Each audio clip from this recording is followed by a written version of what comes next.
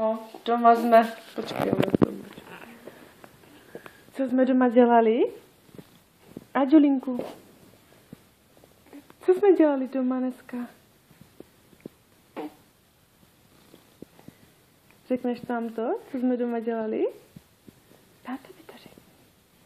Co tátovi to řekni? Řekni to tátovi. Neřekni, Adam, co jste dneska dělali?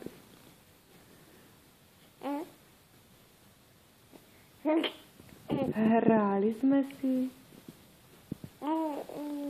Ano, hráli. A pak přišel táta domů. A co jsme dělali? Co jsme dělali?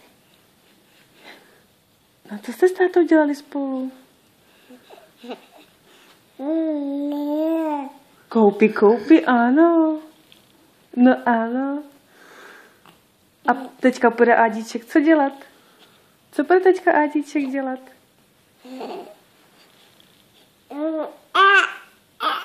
Haj, ano. Ano. Haj, ano. No ano. A ještě nám něco řekneš? Ještě nám něco řekni. Ano, nám ještě něco řekni.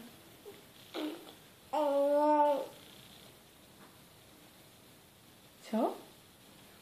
Co teďka Ádíček dělal? Co teďka dělal u maminky? Papal, ano. Papal. Že? Papal mlíčko. Že papal mlíčko, Adámek? Ano, papal mlíčko. Papal. A bylo dobré? Bylo dobré, že? Dobré bylo, že? Bylo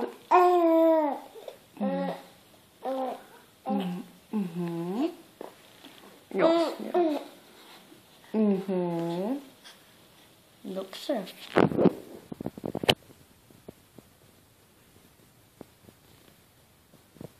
A co ještě řekneš tátovi? Řekni mu nějakou říkanku. Řekni mu nějakou říkanku. Řekni Karlíku. Dobrá kaše na mlíku. No, řekni tátovi.